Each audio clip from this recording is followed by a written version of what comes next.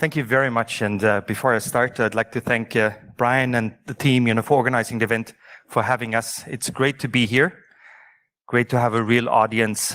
And so I'm really looking forward to, giving my little speech and view on the cybercrime landscape. And, I wanted to ask this question. This is really a question for me, but also a question for you. Are we doing the right thing? But before I start, I'm going to share a little secret with you. I'm a risk taker. I like to live dangerously. And what I'll do is I will ever so slightly disagree with the great Bob McArdle. I can do that. That's a teaser. He's a good friend. He's a good partner. But there are 2 points I'd like to sort of, challenge a little bit from our side. But, without further ado, just going into my presentation and just to tell you what we do, how we work. Obviously, as Europol, we are the EU's law enforcement agency. We support the 27 member states. We support our non-EU partners, but we don't start our own investigations. We don't have policing powers.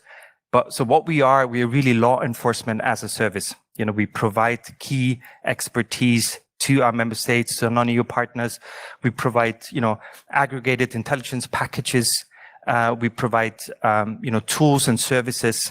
And then we have a whole network of liaison officers that are actually physically sitting in the building. That's not just from the 27 member states, but from all the countries with whom we have, non-EU countries with whom we have an operation agreement. So for instance, the US is currently present with 11 different agencies. Now, so we were established in 2013. We're part of Europol, really with the idea being that we need to have a dedicated center to deal with cybercrime, to support our member states in dealing with the problem. But then we realized, and that was something, similar to a startup in 2014 when we still had, we're able to go to a bar at Europol. If you ever come to Europol, we have our own bar, the Blue Bottle. Vic, you would know that. Well, Brian, you as well. Definitely, right? And so on the back, on a little piece of paper, we came up with the idea of saying, well, we need to have a network of cybercrime investigators. So we established that then in 2014, at the end of 2014, against a lot of pushback and a lot of countries being very critical because they thought, well, that's a duplication of what we already have. But the problem is, a lot of those liaison officers, they're not cybercrime experts. Now, a few years later, we have a platform and we host that platform, which is member state-led. It's member-led, it's intelligence-led, and it's very operational. This is now a platform where we have, 20 different law enforcement agencies from 17 different countries, including 7 non-EU countries. And if you look, the US just joined with a 3rd agency. And that's just goes to show how much importance they attach to that platform. And with Belgium as one of the last countries to join us, and interesting enough, they were quite critical in the beginning. So this is now a unique operational platform globally. This does not exist. There's not a second platform like the JCAT, and all of our operations, everything we've been doing over the last, since 2014 has been coordinated, prioritized, deconflicted through the JCAT. So that's this is what we do. One of the services, key services that we provide to member states and non-EU partners to combat cybercrime. But when we were established, it was already clear that we need to have those different networks. As they say, you can't fight cybercrime on your own. You can't do it as an organization. You can't do it as law enforcement. You can't do it at national level. You need to have that international network of partners, and you need to work with industry. You need to work with academia. You need to work with the CSIRT community. We need to all come together to create that network. And, we have currently 3 different advisory groups with 80 experts. And, a lot of those companies that support us are actually in the room. Thank you for that. Thank you for your continued support. And it's been hard to get where we are right now, to see eye to eye, to respect each other. It's a huge effort, as build the trust, have your personal relationships. But those 80 experts from those 3 different areas, they're hugely important for our work. And what we do actually, we have annual work plans where we agree on what we want to achieve, what we want to deliver at the end of the year, and we measure our cooperation based on that. I think it's a really successful model, but like I said, it's hard work, and you need to continue investing into that from both sides. And what you see here is, despite the pandemic, what we've achieved in 2020, I think it's a huge success. So thank you again for your help. Thank you for your continued support. You see, it's not just strategic and tactical, but also a lot of operational activities that have been supported with the help from our advisory group members.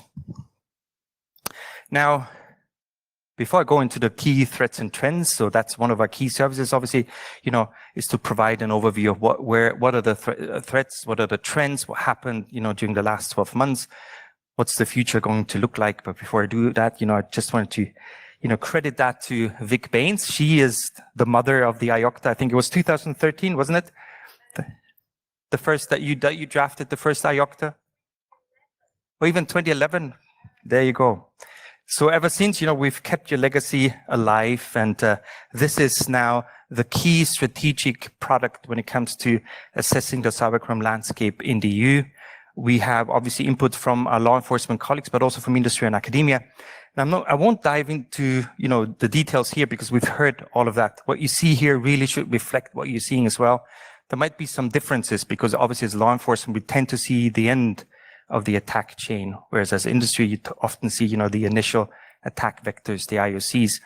But I think in overall, terms, it's a very comprehensive document. By the way, all the documents I'm going to mention here, you can download from our website. But, see crime as a service, ransomware as a service, huge problem, mobile malware, huge increase, obviously reflecting how we use our phones, linked to things like SIM swapping, to bypass two-factor authentication and whatnot. But and the last point, obviously, the continued challenge that we have as law enforcement, which is linked to the criminal abuse of encryption, criminal abuse of cryptocurrencies, criminal abuse of privacy-enhancing technology. So just diving into some of the key findings. Again, we heard about ransomware, we heard about, triple, quadruple attacks. We can certainly confirm that. We see a lot of DDoS attacks for ransom coming up again, in combination with ransomware attacks. Just maybe a point, and Brian, I think you can hopefully confirm that. GDPR, if you become a victim of ransomware, even if you decide not to report this to law enforcement, even if you're able to, fix this on your own, you still have to report it under GDPR. It's a data controller linked to the data controller function. So there is an obligation to report under the GDPR if if your data has been encrypted. Now, one of the areas we also look into is combating child sexual abuse online. Unfortunately, a huge increase during the pandemic. Much more, at least based on the data that we've seen, much more child sexual abuse material that has been produced and circulated. We see a move to peer-to-peer networks. Well, has been there, but it's still there. Huge problem. And, what makes it even harder to combat that form of criminality is the fact that we see more and more self-generated explicit material that is being exchanged amongst young people. Dark web, still one of the main platforms, no surprises there. In the area of online fraud, I think what we've seen there is, how quickly criminals have adopted to the COVID-19 narrative, use that to improve their phishing and phishing campaigns and certain fraud schemes. And what's also important, and we see this a lot, is also in terms of damages. Yes, ransomware is the dominant threat, but it's actually also business email compromise that we still see as a huge problem. And then the dark web, interesting there, criminal activity. What we see is now a move away from, also based because of successful law enforcement actions. That always has an impact. Replacement, strategy or reaction to that.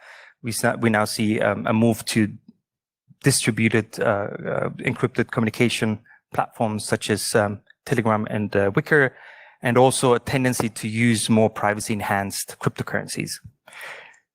Now, I mentioned, I didn't get to the point, so that's the first ever so slightly pushback, because Bob, he did mention, 1989 ransomware, first sort of, ransomware attack.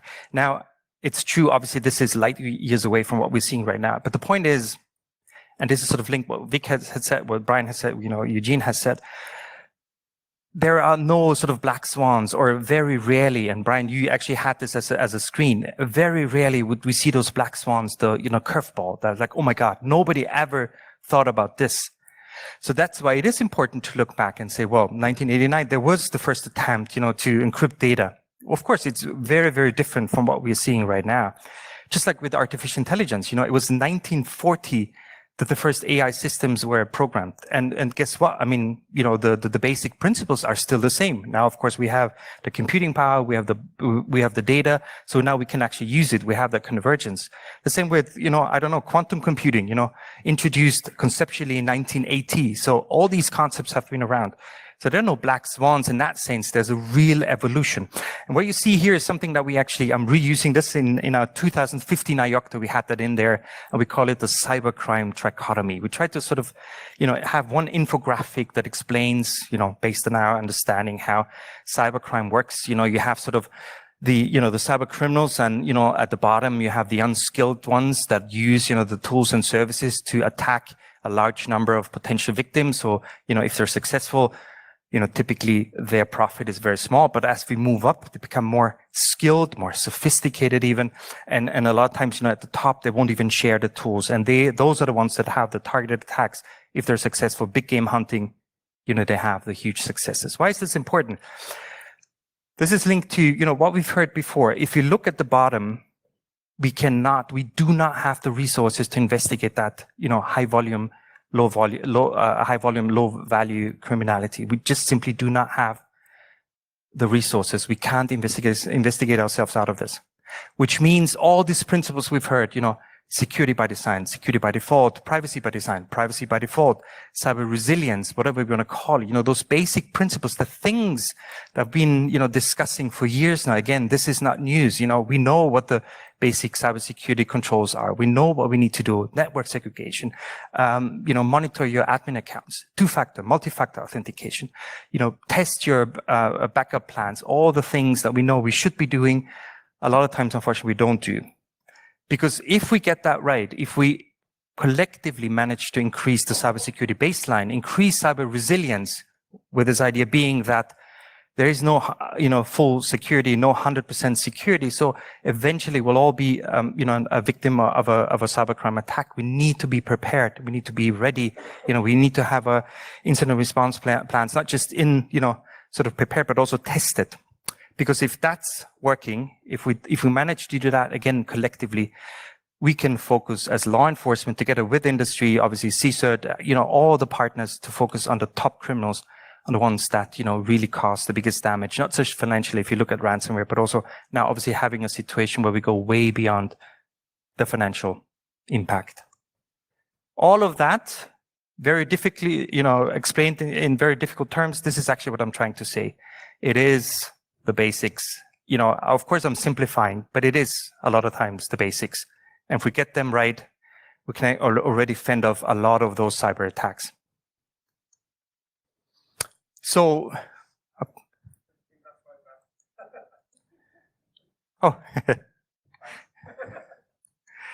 So if we are successful, you could say, well, what's the gold standard for us? The gold standard is if you actually have successful operations, we take down infrastructure, we go after the bad guys, we seize their assets.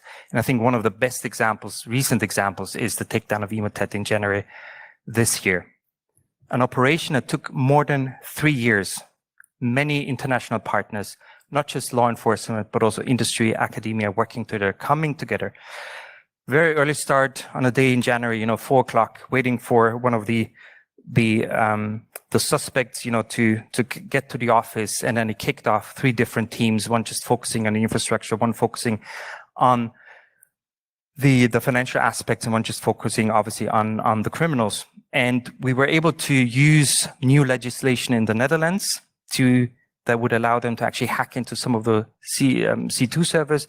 And we used legislation in Germany and there was also a novel approach to seize the actual malware and replace it with, modified code that would still report to the sinkhole, so we would still get the ping, but obviously would be without the malicious part.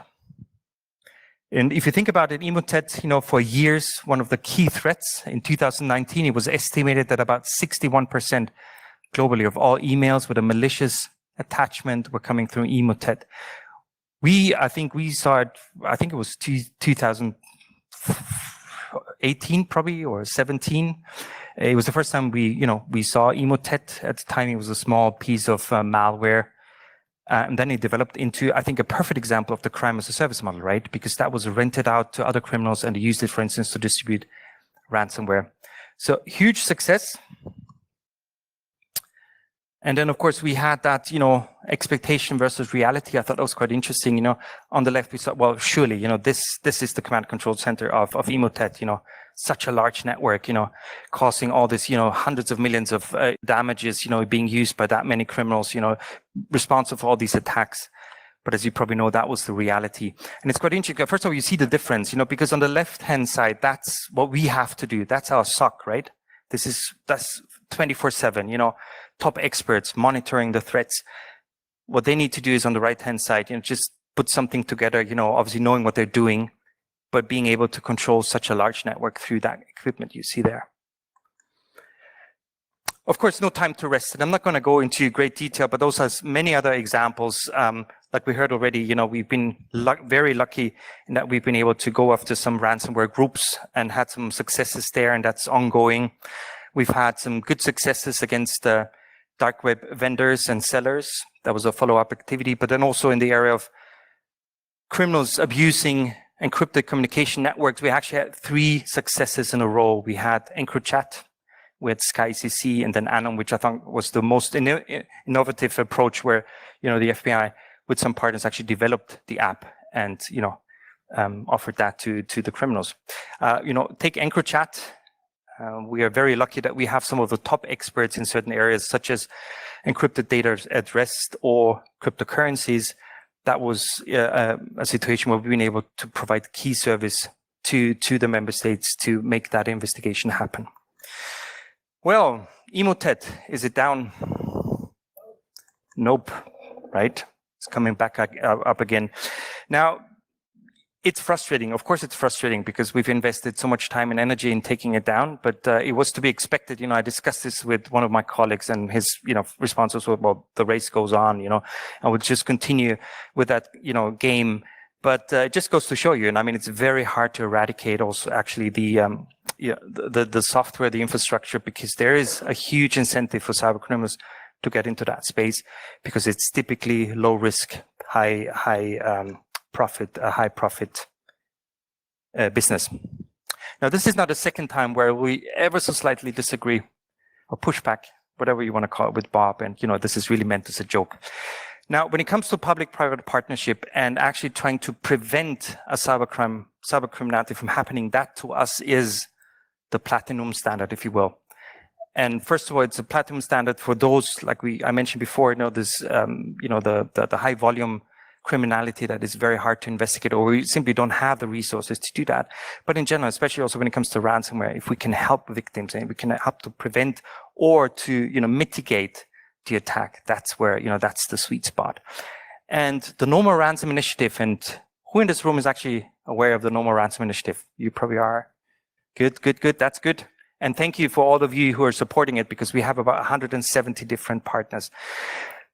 No, it's true. Of course. I mean, the latest ransomware, let's put it, frankly, it's going to be unlikely they're going to find, immediately a key to decrypt that. But there have been cases where we've been, able to in a very timely manner to provide the decryption keys, decryption tools for even very, new ransomware families. This was established about 5 years ago, or more than 5 years ago, with Kaspersky, McAfee. I don't know if Kaspersky is still in the room.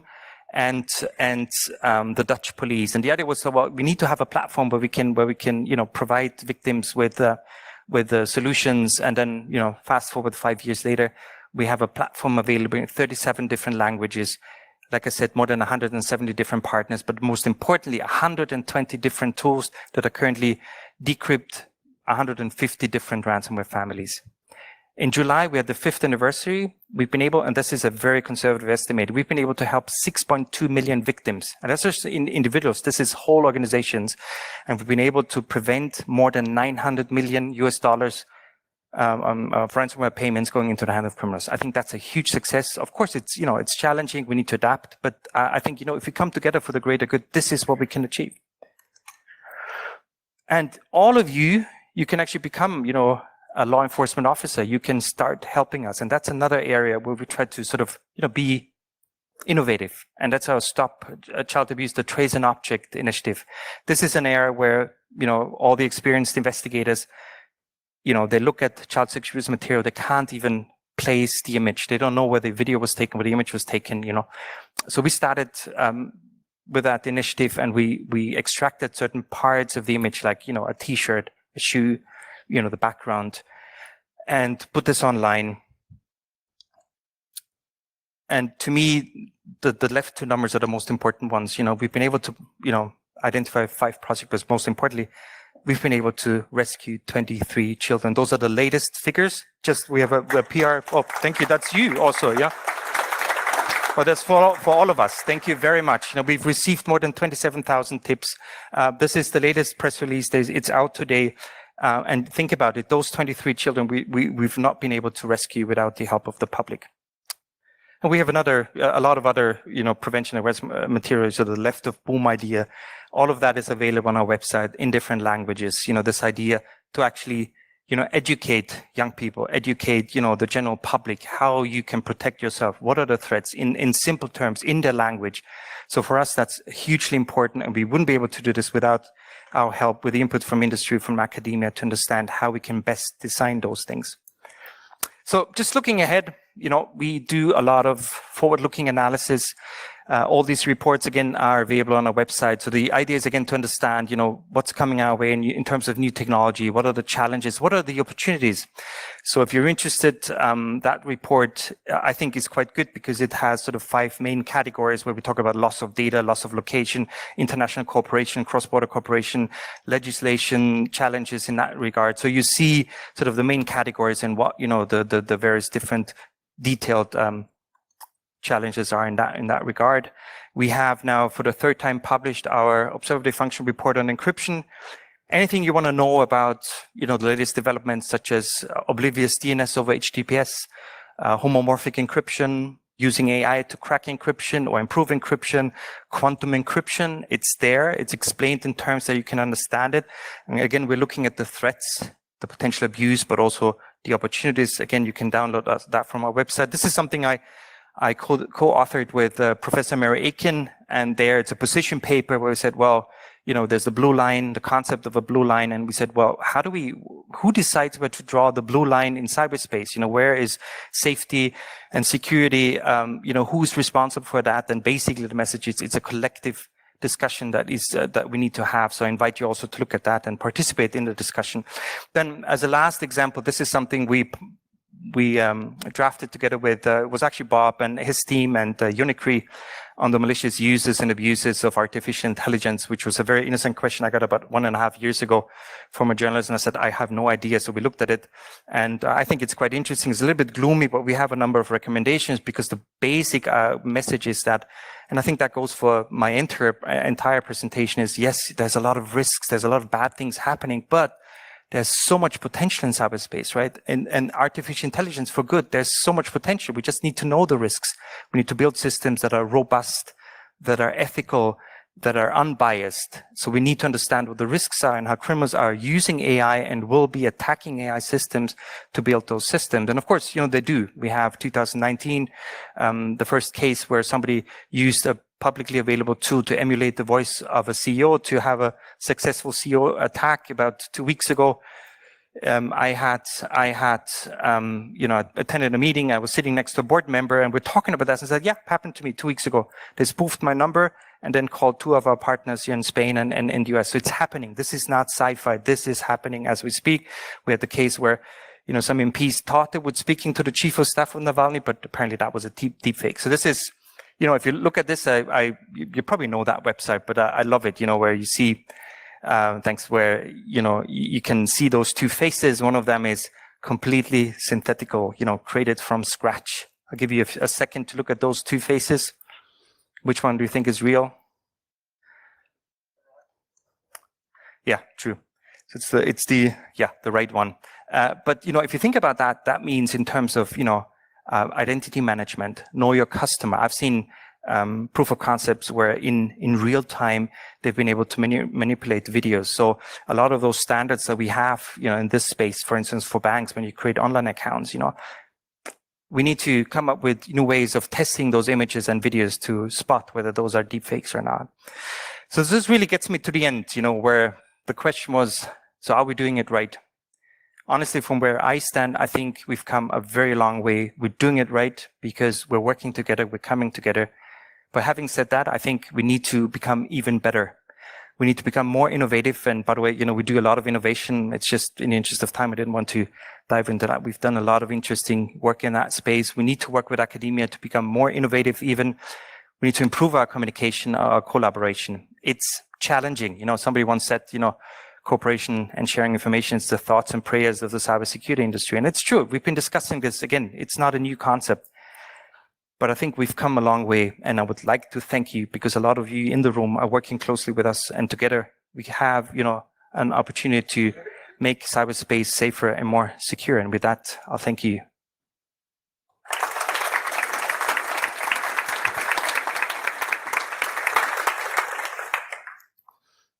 Do we have time for questions? 2 minutes, okay. Is Bob still here?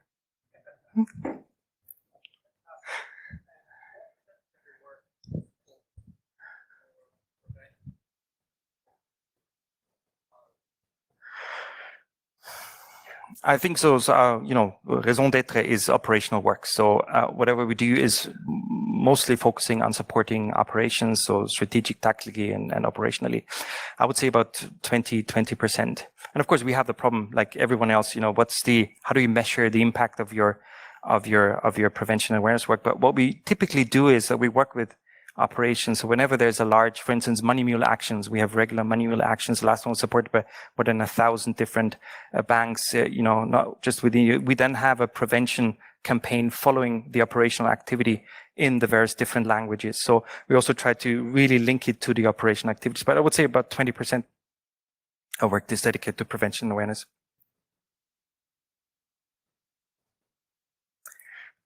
Notice on the slide, the money that you compensated is astonishing.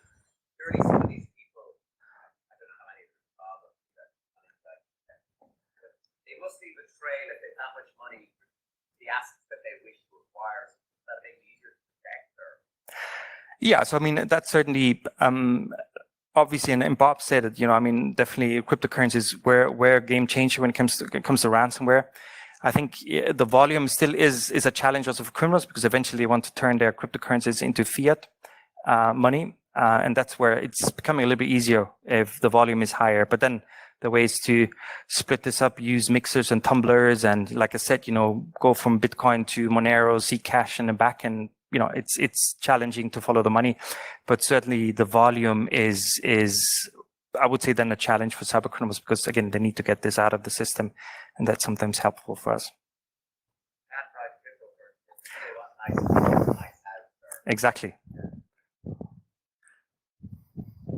Oh, please. Is that it?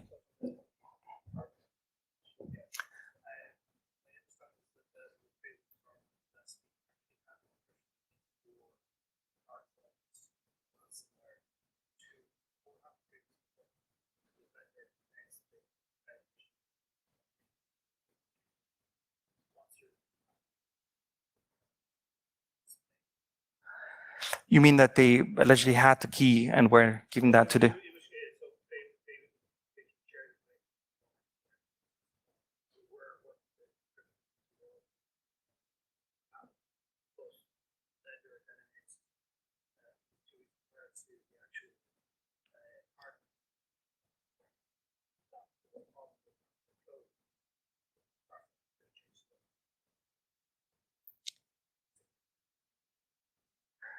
So the question is, but maybe I'm missing.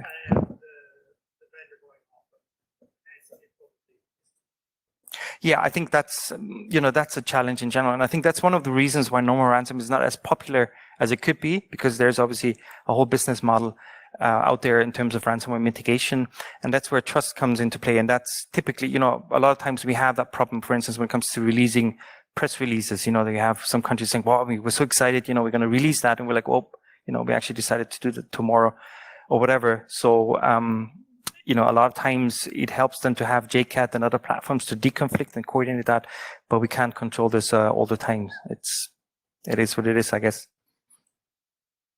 One more question. Wrap up now. Yeah, I'm totally wrapped up. So, over time. Oh my God. Thank you very much.